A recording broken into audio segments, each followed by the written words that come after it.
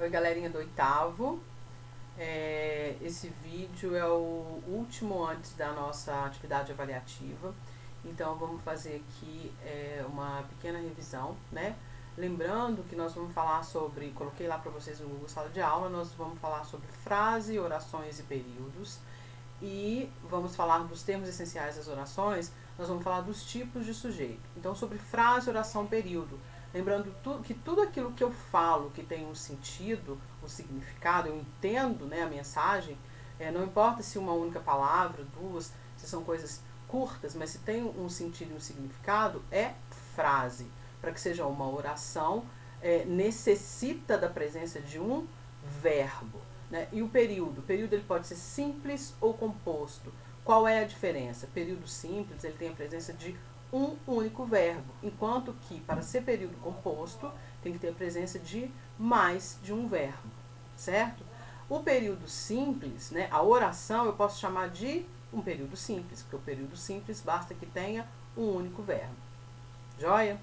Nos termos essenciais das orações, falamos dos tipos de sujeito, lembrando aqui que eu tenho sujeito simples, composto, oculto, indeterminado. Tenho ainda a oração sem sujeito.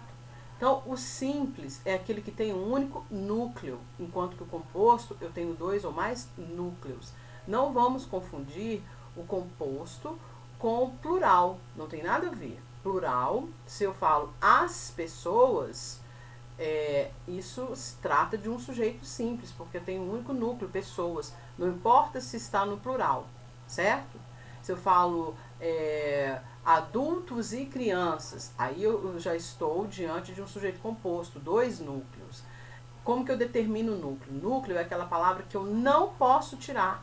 Eu não posso tirar, eu preciso das duas ali, né? Certo? O outro, o oculto, gente, é aquele sujeito que, embora ele não esteja ali expressamente naquela oração, eu consigo entender quem é aquele sujeito. Estudamos a tarde inteira. Estudamos quem? Nós. Fica subentendido que nós estudamos a tarde inteira. Então, o oculto, ele não está expresso, mas eu consigo reconhecer. O indeterminado, ele geralmente ele é apresentado na terceira pessoa do plural. Disseram que amanhã fará frio. Quem foi que disse? Eu consigo dizer quem disse? Quem afirmou? Não consigo, né? Então a gente fala, eu costumo dizer que o indeterminado, a gente, né, não quer se comprometer. Falaram isso, disseram que amanhã fará frio. Não importa quem é que está dizendo. Eu sei que existe um sujeito, que esse sujeito é indeterminado, mas eu não coloquei ele expressamente aqui. Isso é indeterminado.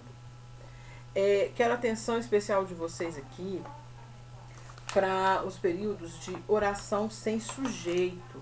Existem umas particularidades, só que o livro de vocês aqui, o livro principal na página 26, classificação do sujeito inexistente, que são das orações sem sujeito. Muito importante que vocês leiam aqui, que tem 1, 2, 3, 4 tipos. Tem o verbo haver e fazer, quando eles indicam o tempo decorrido. O verbo haver indicando o tempo decorrido, haver e fazer, né?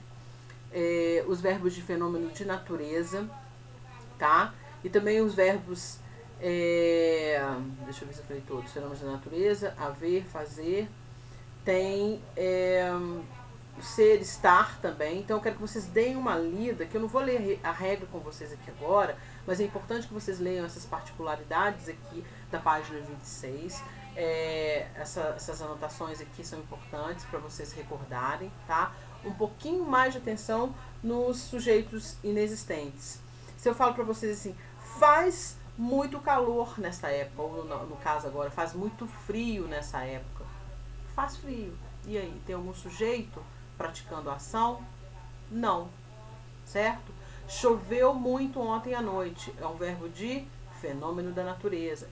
Então, nessas circunstâncias, eu não tenho um sujeito praticando aquela ação, mas existe uma classificação de tipo de sujeito, entendam isso. Não é porque não existe sujeito que eu não classifico. Classifico sim, como oração sem sujeito, tá? Então vamos prestar atenção, vamos recapitular, se for preciso assistam os vídeos anteriores, tá bom?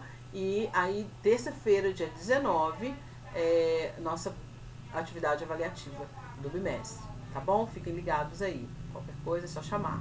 Beijo!